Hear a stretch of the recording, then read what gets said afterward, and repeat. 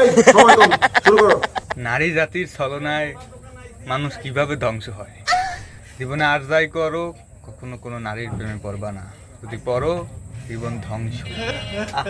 নারী বলিবে আমি তোমাকে ছাড়া বাঁচবো না, কিন্তু না, তারা বাঁচে ঠিকই, কিন্তু তারা আমাদের মতো 19-20 বছরের ছেলেদের কাছে আটকায় না। তারা আটকায় 34-35 বছরের বৃদ্ধ বাবার বয়সী আঙ্কেলের সাথে।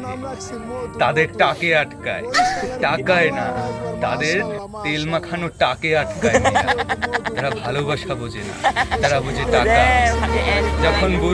যখন বুড়া মালটা মরে যাবে, তখন পেনশনের টাকা খেয়ে খেয়ে বড় হবে।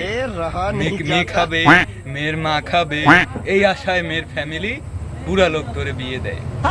তাই আমি সবার উদ্দেশ্যে একটা কথাই বলবো, এইসব নষ্টামি নোংরামি বাদ দেওয়া হোক, এইসব বাদ দেওয়া হোক। না হলে সামনের প্রজন্ম কি হবে?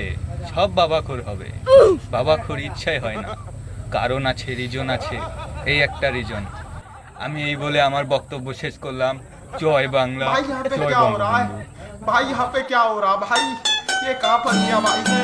भाई ये क्या हो रहा है?